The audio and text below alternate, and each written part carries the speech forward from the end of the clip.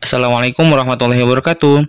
Apa kabarnya Ananda yang solih dan solihah? Semoga kita selalu diberikan kesehatan dan keberkahan oleh Allah Subhanahu wa Ta'ala. Sebelum belajar, marilah kita berdoa agar Allah memberikan kita kefahaman dan keberkahan ilmu. Berdoa mulai. Bismillahirrahmanirrahim.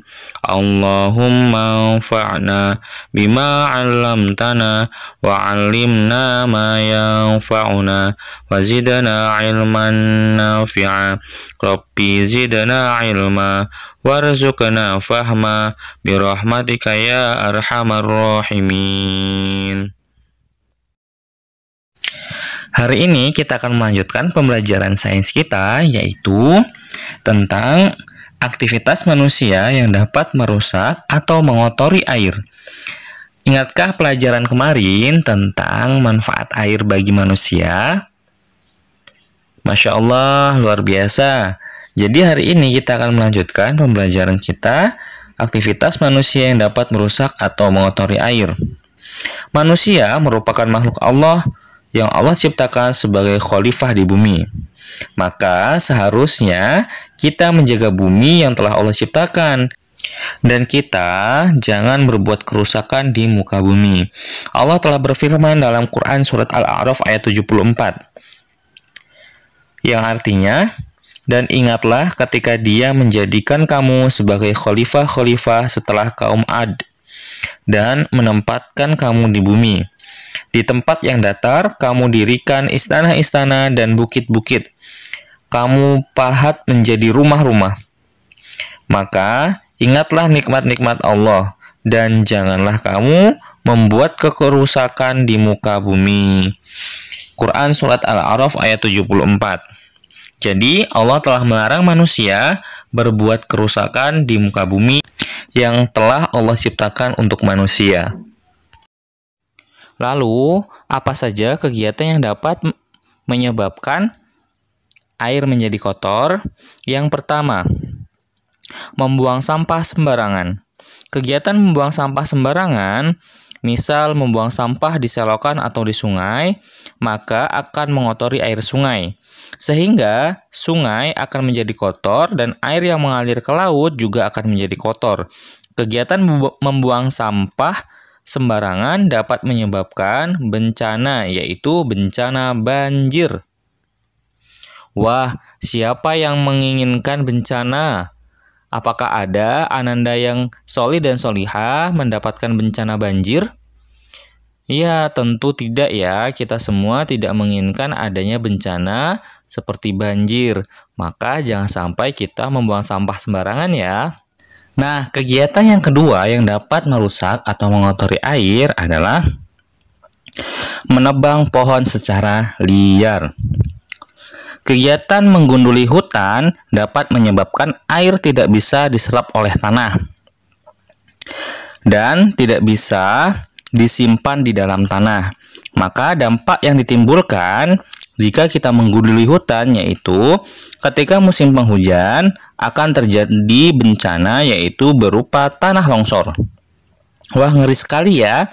Siapa yang ingin mendapatkan bencana tanah longsor? Tentu tidak ada ya. Kita semua menginginkan Allah memberikan keselamatan kepada kita dan keluarga kita. Dan bencana banjir ketika musim penghujan. Apalagi ketika musim kemarau, kita akan kekurangan air atau kekeringan karena tidak ada air yang disimpan di dalam tanah. Wah, ternyata ngeri sekali ya. Jadi, jangan sampai kita melakukan penebangan pohon ataupun hutan. Lakukan penghijauan dengan cara menanam tumbuh-tumbuhan yang ada di sekitar rumah kita. Nah, kegiatan yang ketiga yaitu tidak menghemat air atau pemborosan air. Adakah Ananda yang solih dan solihah yang masih sering membuang-buang air? Astagfirullahaladzim. Kegiatan tersebut adalah salah satu kegiatan yang dapat merusak atau mengotori air. Pemborosan dalam menggunakan air dapat menyebabkan manusia kekurangan air ketika musim kemarau. Jadi, ketika musim kemarau, kita akan kekurangan air. Jika itu terjadi, maka aktivitas kita tidak dapat kita lakukan secara normal. Kita tidak dapat melakukan aktivitas-aktivitas yang menggunakan air. Jangan sampai ya kita menjadi golongannya setan, yaitu orang-orang yang tidak berhemat. Karena Allah telah berfirman, orang-orang yang melakukan kegiatan mubazir itu termasuk golongan temannya setan. Ada yang mau menjadi temannya setan? Nauzubillah ya, jangan sampai kita menjadi temannya setan.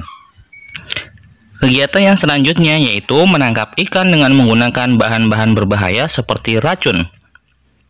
Racun yang digunakan selain dapat menyebabkan ikan mati, juga dapat merusak air, dan air menjadi tercemar.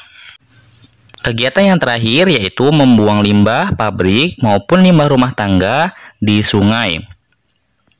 Limbah pabrik dan limbah rumah tangga yang sengaja dibuang di aliran sungai dapat menyebabkan air sungai menjadi tercemar dan tidak dapat dimanfaatkan lagi, bahkan berbahaya untuk kesehatan manusia maupun kesehatan makhluk Allah yang lainnya, seperti hewan dan tumbuhan.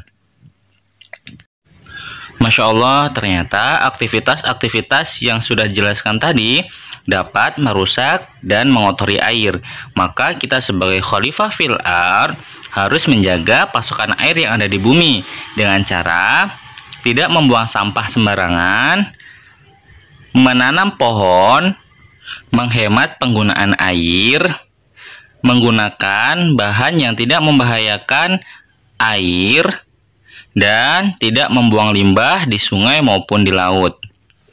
Sekian video pembelajaran pada hari ini, semoga bermanfaat dan dapat diterapkan. Wassalamualaikum warahmatullahi wabarakatuh. Jangan lupa subscribe, like, dan komen. Tulis nama lengkap kalian di kolom komentar. Terima kasih.